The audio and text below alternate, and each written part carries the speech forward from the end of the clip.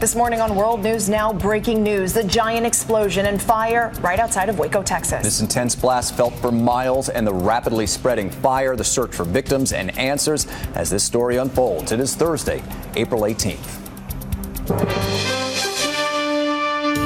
From ABC News, this is World News Now with John Muller and Diana Perez.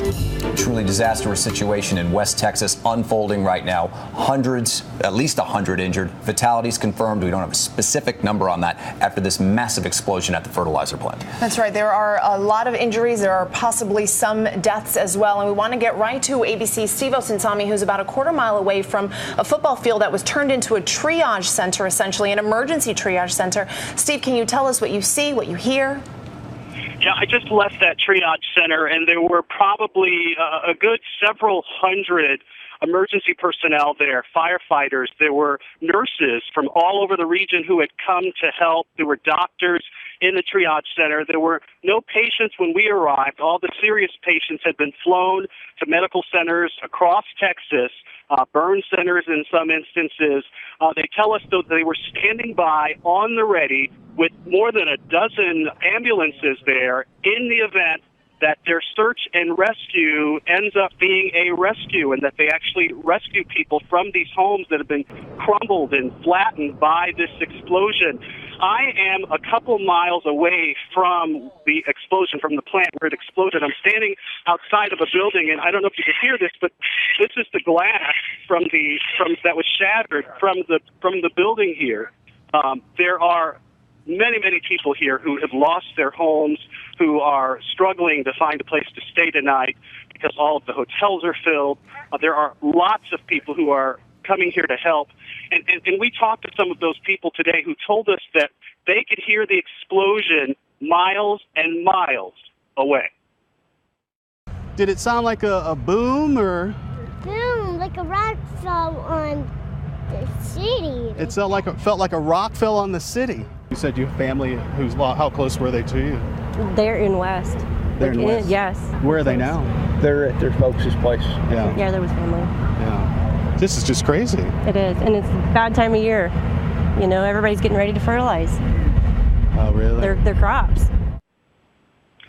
We're being told that there are hundreds of people who are hospitalized today. There's no sense of how many fatalities there are in this situation currently. No one we talked with gave us any estimate of that. We did hear that there were some firefighters who were injured, because what happened is the firefighters were dealing with a fire at the plant, and then the explosion happened afterwards.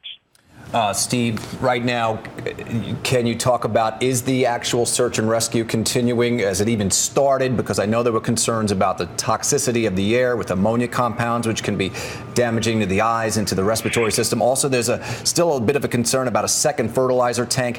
Have they been able to get into these areas quite close to the plant? We can't see if they're actually in those areas now, but we've been told that they are searching, that search is continuing tonight. As far as toxicity in the air, we're not aware of anything, but I can tell you that the closer we get to the plant, you can feel the ash in the air on your skin as you get closer and closer to the plant. And who knows what's in that ash, but currently, we're not aware of anything, but that remains to be seen.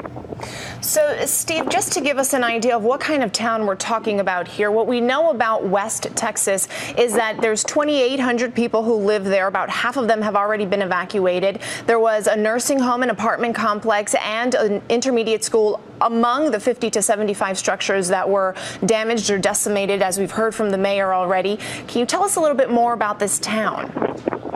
Well, we've run into quite a few farmers who all tell us that, the fertilizer plant exploding is terrible news for them on a number of levels, in particular because they're going to need what that fertilizer plant was producing.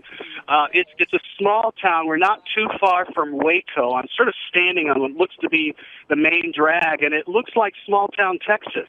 There's a railroad track sitting in front of me. And there are, a few businesses that are lining the street, an old corner drugstore.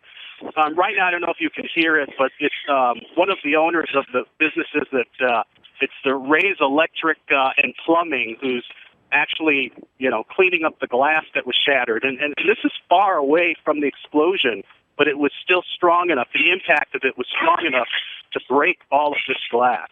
Steve, this is a town of volunteer firefighters. Even the mayor of the town is a volunteer firefighter. There was reports earlier about a lot of unconfirmed firefighters where they really couldn't track down where they were. Have you talked to any families who had that look in their eye, like they haven't heard from their loved ones yet? Have they told you anything?